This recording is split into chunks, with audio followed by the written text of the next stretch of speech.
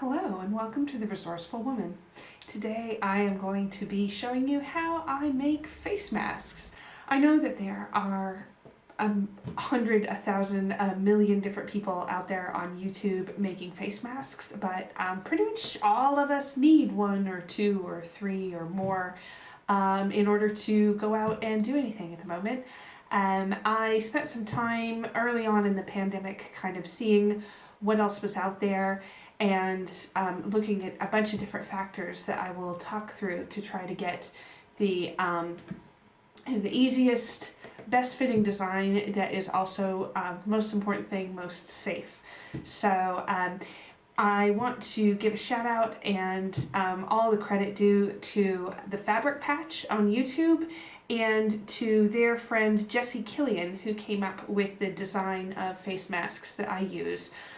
They have all been an absolutely wonderful source of information, trial and error, and ultimately have helped me to learn a lot about face masks and how to make the best possible one, I think.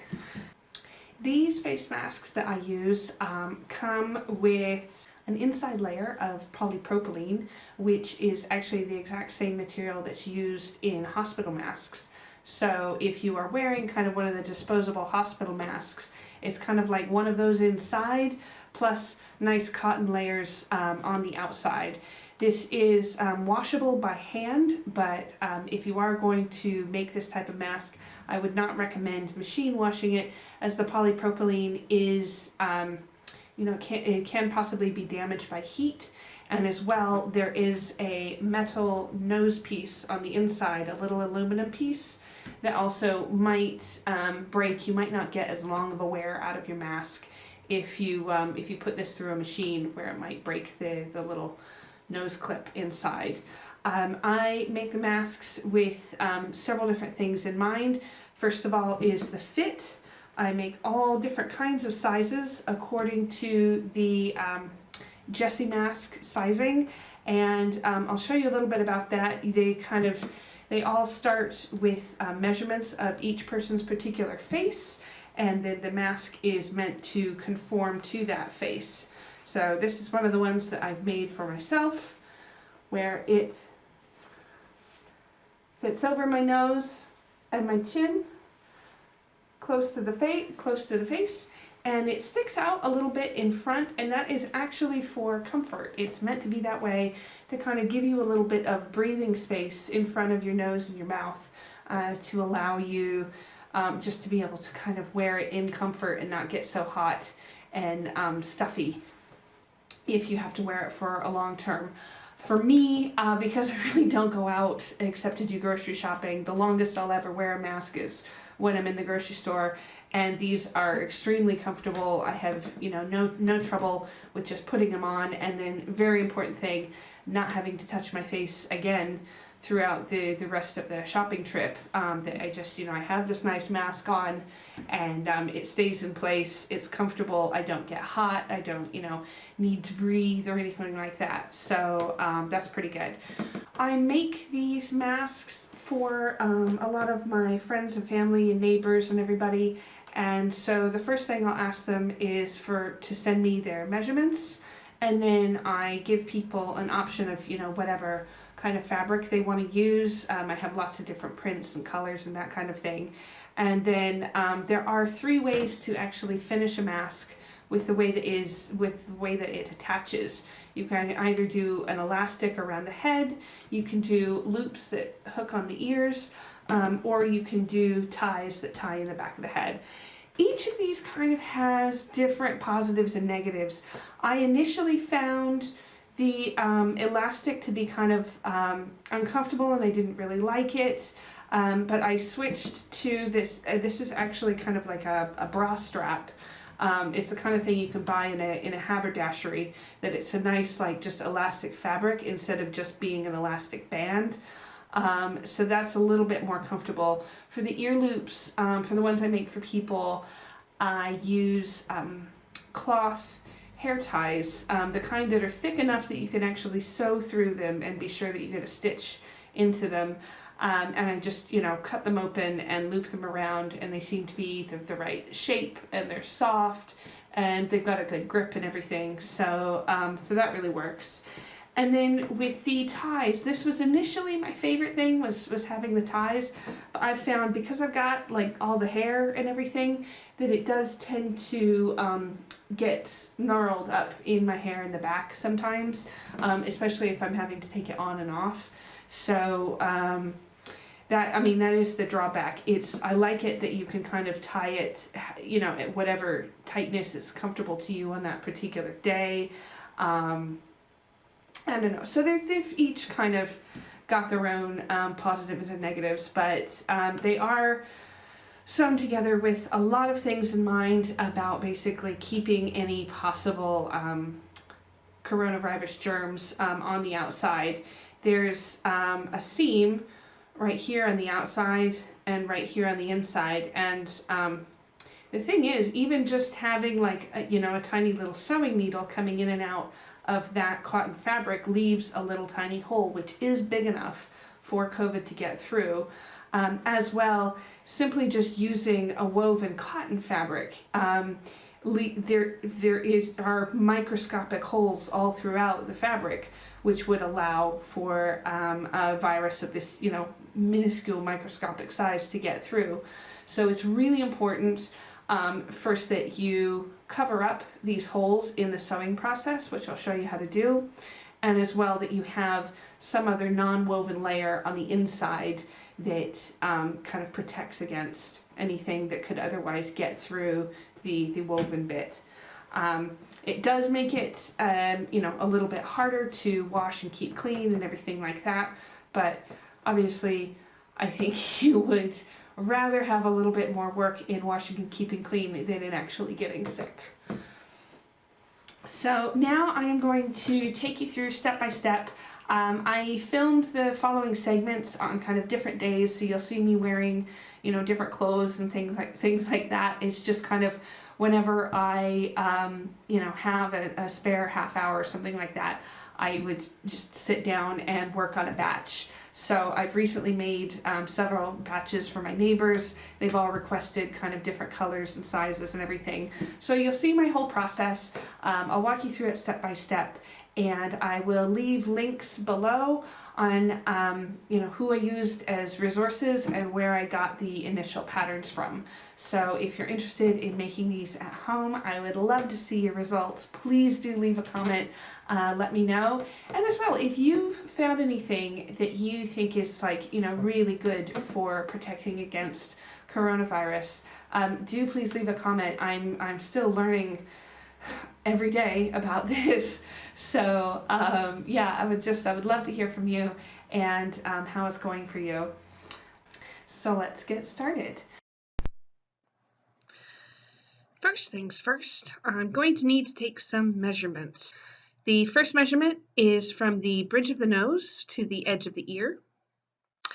The second measurement is from the top of the nose to just under the chin. And the third measurement is around the back of the head between the two ears. The first two measurements should always be close to equal. A few people have sent me measurements which were very much not equal, and I've had to go back to them and have them double check that they were measuring their face correctly. If you do not have a tape measure at home, what you can do is use a piece of string and mark it, and then hold it out straight on a ruler or something else that you can measure with. Once I have the correct measurements, I can get started. As mentioned, I line the masks with a non-woven polypropylene, which is the same as what you find in hospital masks. The bolt that I ordered online at the beginning of lockdown just happened to be red. So this is, it goes inside, so nobody really cares about the color. In order to waste as little of the polypropylene as possible, and to make this process faster and easier for me, I make a rough cut of each piece and then pin them together with the pattern piece to cut around at the edges. These patterns are for one side of the face, So for however many masks you're making, you will need twice that many of these cut out pieces. Set aside the larger offcuts of the polypropylene, as you will see a little bit later how they come in handy. Next step is to repeat the process of cutting out the patterns, but with the chosen fabrics for each mask. This involves for each mask cutting 2 pieces for the outer mask and 2 more for the inside lining. So in total, for each mask, you're going to have 6 different pieces of fabric, 2 of polypropylene and 4 of cotton or similar. I do often just fold over and cut 2 pieces together in the cotton fabric because it is faster for me, and I know that I will eventually be able to use any cotton scraps in other projects, so I don't worry about being too wasteful when it comes to that. When you're cutting out a particular print, such as stripes or chevrons, pay particular attention to the direction of the pattern to make sure that the 2 halves meet up cleanly, or at least that you don't have stripes running diagonal on one side and horizontal on the other side. This does mean sacrificing a bit more fabric to the scrap bag, but since it'll all be used later, it's not too big of a deal. This black fabric has been trouble from the start. I ordered it online when I couldn't visit any shops to choose fabric, and it's thin to the point of being transparent. It's also very flimsy and more difficult to work with. That is unfortunately the hazard of shopping for fabric online. You can't inspect and touch it to be sure that it's right, and by the time it arrives, you can't return it because it's already been cut off the bolt. So, I didn't want this whole big piece of black fabric to go to waste. So I make do with it. But unfortunately, I have to cut 2 layers per side instead of 1. It uses up more fabric. It takes more time. But what are you going to do? The next thing you will need in order to construct a mask is a nose piece to help pinch it in place at the top. I've seen a lot of solutions for this, such as those bendable tabs that you get on bags of coffee. I like to use aluminum baking pans. I go through 1 of the 2 of these types of pan in a week just in cooking in my kitchen. They can be recycled if they're properly cleaned, but reusing and repurposing them is even better than recycling. So I cut these up into strips and then I fold them into nose pieces. I've found better to go ahead and make the folds than try to cut a perfectly thin little strip because it kind of reinforces the whole thing if you have a couple of layers of aluminum folded together. Now the inner lining can be constructed. First, I'm going to sew along the outer edge of the face sides, then trim off excess seam allowance. Using the large offcuts from earlier, I cut those into a rectangle that will leave about 1/4 of an inch space around for the aluminum nose piece. Some people will actually sew the metal directly to the fabric. I'm not a millionaire and I can't afford to break this machine, so instead I make a kind of a pocket, sewing around 3 sides, inserting the metal piece, and then closing it on the last side. Next, I'm going to take all of the pairs of cotton pieces and sew those together along the outer face edge. It's important to remember to do this with the right sides facing so that your seams will be hidden. I change up the color of threads that I use in order to match the fabrics as closely as possible. This isn't necessarily essential for your mask, but it does help to achieve a higher quality finished look. Next, I take all of the cotton pieces and iron them. These masks cannot be ironed once constructed because the polypropylene will melt in the heat of an iron, but I do iron the cotton beforehand and before sewing them all together. Now, it's very important, as mentioned before, that when sewing these seams, holes are created.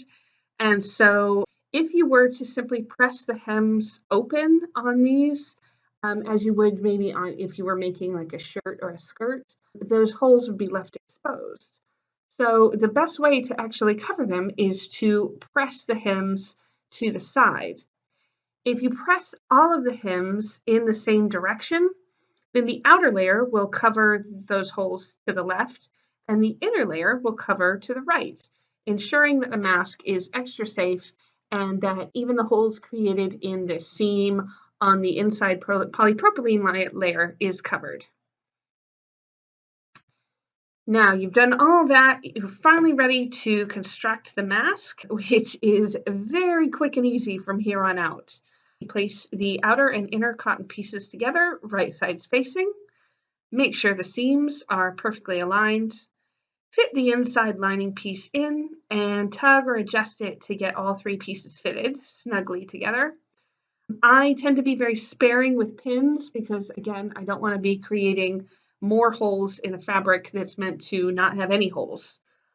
You sew along the top and bottom of the face edge, keeping ear ends open for now.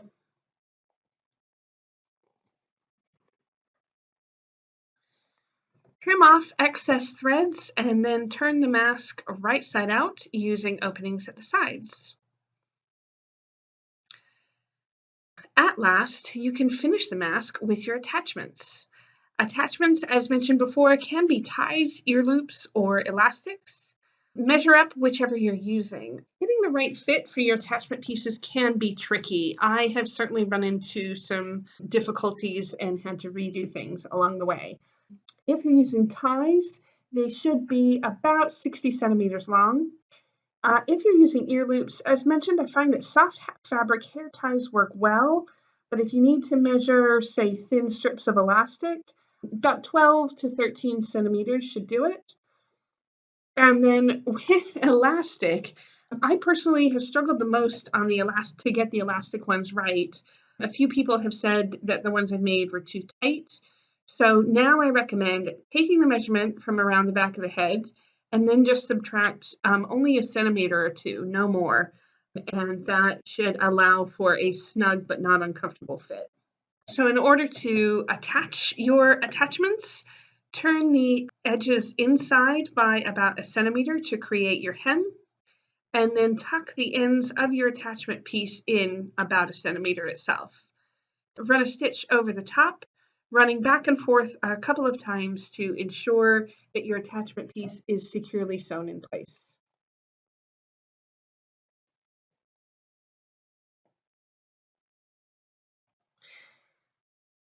And there you have a completed mask.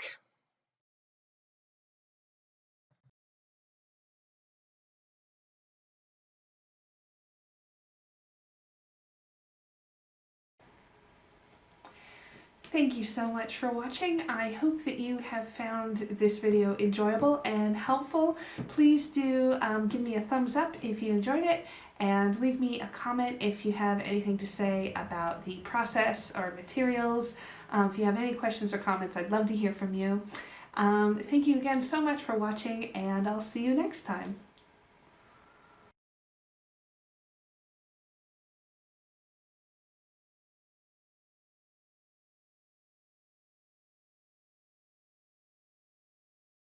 Alas, I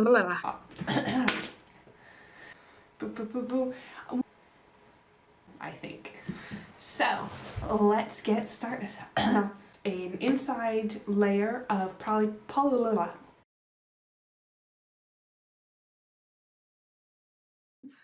they can be recycled, but if they're properly,